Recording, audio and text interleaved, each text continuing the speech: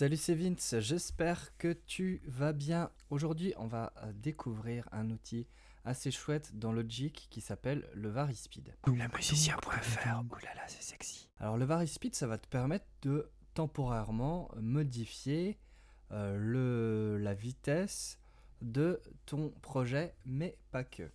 Alors, en gros, déjà, on va voir comment activer le Varispeed. Donc, ça vient ici dans les paramètres personnalisés de ton interface. Donc en gros, tu sais, tu as la barre d'outils, la barre d'affichage, pardon, un peu par défaut, qui est assez courte comme ça. Il va falloir aller dans personnaliser. Et donc ici dans LCD personnaliser, et tu vas pouvoir activer le Varispeed. Ensuite, normalement, il devrait afficher ici un petit bouton plus-moins qui représente le Varispeed. Donc là, moi, mon écran est trop petit, donc on ne peut pas le voir, mais on va l'activer en cliquant sur ce bouton et en le désactivant pareil. Et tu vois qu'ici il se passe des choses. Donc en gros le Varispeed c'est assez chouette, ça va être utile dans pas mal de situations. Notamment quand tu cherches par exemple à faire une prise MIDI un peu compliquée, une bonne idée ça va être de réduire la vitesse pour pouvoir être capable de jouer le truc. C'est un peu de la triche, mais quand tu ne maîtrises pas par exemple dans mon cas le clavier, ça peut être un bon moyen d'essayer de passer un arpège un peu compliqué sans passer par un arpégiateur, etc. Et puis ça t'évite en fait de modifier tout le tempo du projet qui peut être un peu trop, ça peut être un peu trop radical, un peu trop dangereux pour le projet, notamment si tu as déjà enregistré de l'audio. Donc ça va être assez facile. Donc ici on a différents paramètres. Donc quand on fait un clic dessus, on a vitesse seule, Varispeed et MIDI. La différence entre les deux, personnellement, moi je ne l'entends pas dans mes oreilles. C'est censé travailler, on va dire, différemment, mais la différence est à mon sens inaudible. Et ensuite en bas tu as un calcul soit de pourcentage, donc ça va être, par exemple mon tempo est à 120 bpm, on va le ralentir de 35% ou l'augmenter de 10%, etc. Ou bien tu vas pouvoir avoir le tempo résultant, donc c'est la différence de tempo entre les deux. Donc on va l'écouter à 78 alors que le projet est à 120, etc. Tu peux avoir aussi un paramètre par demi-ton. En gros, tu vas décaler le projet de temps de demi-ton, puisque en fait le Varispeed va pouvoir jouer soit sur la vitesse seule, soit sur la vitesse et du coup la tonalité, la hauteur de tes notes. Voilà, donc dans ce cas-là, ça peut être intéressant. Puis un dernier truc, c'est la référence de synchronisation. En gros, tu sais que la base aujourd'hui, le La de référence, il est à 440 Hz. En gros, c'est ce qui permet que tous les instruments soient accordés ensemble. Donc on a décidé, plus ou moins arbitrairement, il y a un peu moins de 100 ans, que la base, ce serait 440 Hz pour la musique, on va dire, occidentale, tempérée occidentale. Maintenant, il y a eu avant ça d'autres références, notamment le La 432 Hz. Et du coup, ça va te permettre éventuellement de modifier ce La de référence. Et donc, ça va légèrement augmenter ou baisser la tonalité et aussi la vitesse de ton projet. Voilà, tu as à peu près le topo sur toutes les options. On va faire quelques tests. Et puis ensuite, moi, je t'inviterai à toi tester et à voir un peu dans quel contexte tu peux utiliser ça. Donc, on va revenir quand même vitesse seule. On va revenir sur pourcentage. Voilà. Donc, du coup, j'ai cette petite track.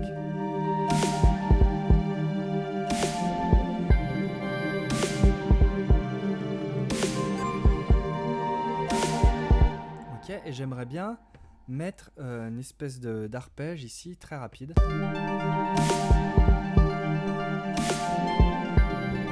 Voilà, donc je pourrais très bien enclencher un arpégiateur, le dessiner éventuellement note à note, mais moi c'est pas forcément mon style. J'aime pas mal jouer, alors même si souvent je suis trop ambitieux par rapport à mes capacités, mais du coup c'est là où le Varispeed va pouvoir être intéressant. Donc on va décider arbitrairement d'une vitesse, on pourra dire 25% par exemple, donc il va jouer 25% plus lentement. Donc on l'active en cliquant sur Varispeed ici, ou sur le petit plus-moins, si toi il apparaît. Et du coup on se retrouve avec ça, et si je mets play,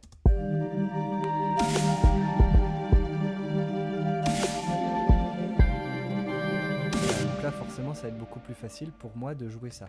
Si je mets par exemple à plus 10%, voilà, et plus 50 c'est le maximum. Et tu vois que la tonalité, les notes ne bougent pas. Si par exemple je venais à passer en mode Varispeed Si je reprends ma base ici. Ok, juste pour la référence des oreilles. Si je diminue par exemple de 25%.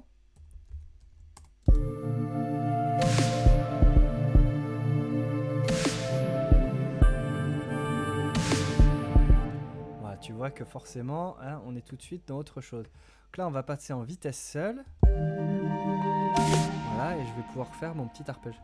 Ok, donc j'ai mis mon VarySpeed, je l'ai mis en mode MIDI parce que quand je le mets juste en mode vitesse, alors peut-être que moi j'ai un paramètre que j'ai raté, hein, on n'est pas expert en tout, mais ça décale en fait la tonalité du MIDI, donc je préfère pas prendre de risque. Du coup là, j'ai mes notes, et quand je les joue dans la tonalité du VarySpeed, ben on sent que ça a changé.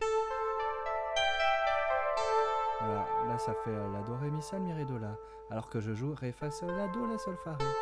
Mais c'est pas grave, ça fait une petite dissonance cognitive pour les oreilles par rapport à ce qu'on joue avec les doigts, mais ça peut le faire. Et on peut enregistrer.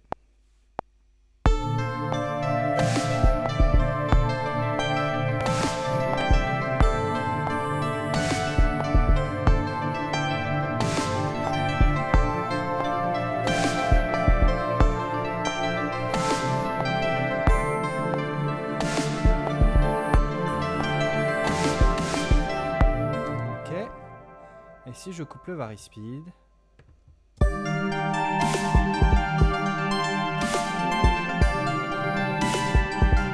on va changer la petite note, le petit si bécard, où es-tu?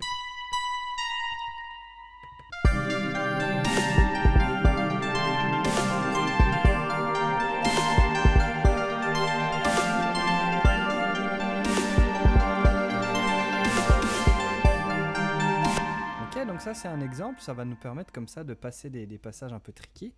On pourrait très bien se dire, ok, moi j'ai envie d'avoir maintenant, par exemple, de passer sur un La à 432. Certains disent que la musique sonne mieux en 432, d'autres disent que non, que c'est pas forcément étayé scientifiquement, que c'est plus de l'ordre du ressenti. Alors, chacun de se faire sa propre idée, hein, voilà, si tu regardes 432 Hz sur internet, tu vas vite voir des trucs assez tarés. Donc bon, voilà, je vais pas rentrer là-dedans, mais on peut essayer quand même.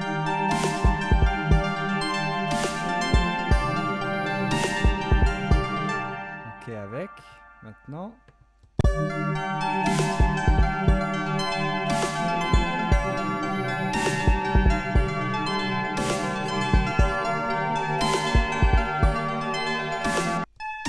Que la tonalité, en fait, tout est modifié d'un bloc pour ne pas que ce soit, faux. Hein. Alors tu pourrais aussi dire, tiens, je vais modifier légèrement. Donc là, on va compter en demi-ton. Donc si je mets un demi-ton, plus un demi-ton, si j'écoute avant-après, avant. Voilà, et après.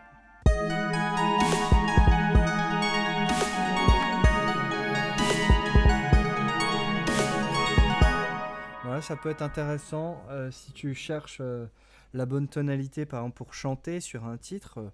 Peut-être que tu te rends compte que ton morceau, finalement, ça colle pas au niveau de la tessiture de ta voix ou je sais pas quoi. Ça va être l'occasion peut-être de chercher une autre tonalité. C'est une bonne manière de faire et puis ça t'évite. C'est pas destructif hein, en ce sens où il suffit de revenir sur le tempo de base en désactivant et tout revient dans l'ordre. Donc ça peut être assez pratique. On pourrait se dire, ok, il a 120, moi je veux le mettre en fait à 114, mon tempo. Donc là par contre, ce qu'on va faire, c'est qu'on va faire vitesse seule. Comme ça, par exemple, si tu veux te faire une version plus lente ou au contraire une version plus rapide. Voilà,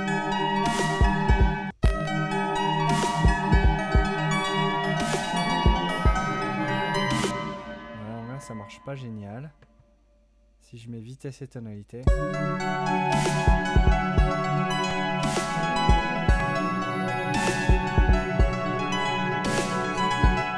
Ça marche beaucoup mieux. Si je mets la vitesse seule, par exemple, on va dire que mon morceau, je le veux à 124. C'est vrai qu'on a vite des surprises, quoi.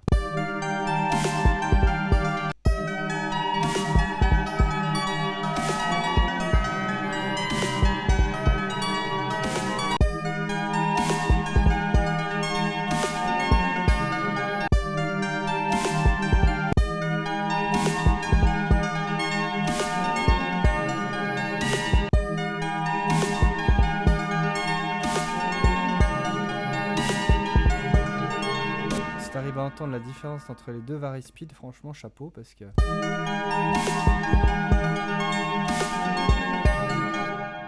Moi je l'entends pas personnellement. Et la vitesse seule marche pas forcément quand tu as du MIDI et de l'audio enclenché, ou alors il faut que tu mettes ton audio en mode flex. Et je sais plus quel mode de flex, tu m'excuses, j'ai pas fait tous mes devoirs. Je crois que c'est ça.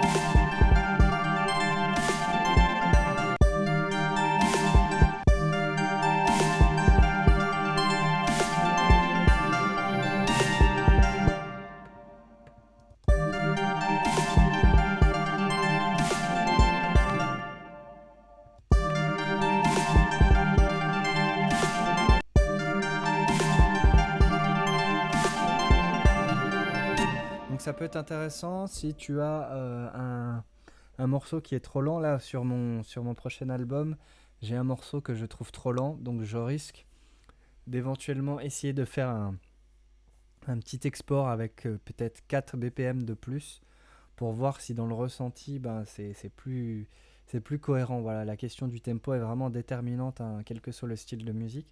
Et parfois, un mauvais tempo, ça peut être rattrapouillé, hein, entre guillemets, grâce au vari-speed.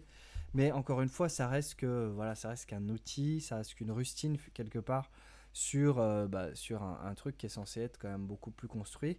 Le tempo, c'est vraiment une des bases en musique. Donc voilà, si tu fais pas gaffe à ton tempo, que tu passes 3 jours sur une track et qu'au bout de 3 jours tu le trouves bien mais trop lent, tout ce que tu vas faire ensuite, ça va être que du cache-misère en général. Et ça risque d'être très destructif, surtout si tu as beaucoup d'audio. Voilà, donc il faut se méfier de ça. Mais le vari-speed te permet de faire comme ça différentes bidouilles, de tester aussi, c'est ça qui est pas mal, de tester différents tempos, de tester quelque part différentes tonalités aussi, sans jamais vraiment impacter, hein, sur le morceau, parce que sinon ce serait un peu flippant. Voilà, donc j'espère que ce petit tuto t'aura été utile. N'hésite pas à me dire en commentaire si c'est le cas, s'il y a des choses que tu aimerais apprendre aussi.